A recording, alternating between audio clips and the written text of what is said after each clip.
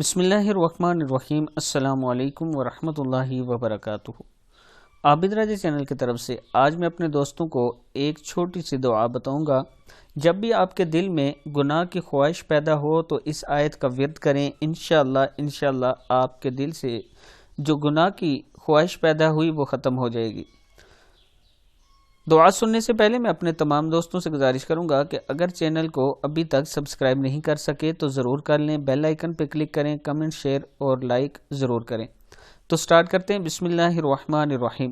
جب دل میں گناہ کی خواہش پیدا ہو تو یہ دعا پڑھا کریں، ربنا افرغ علینا صبرا وتوفنا مسلمین۔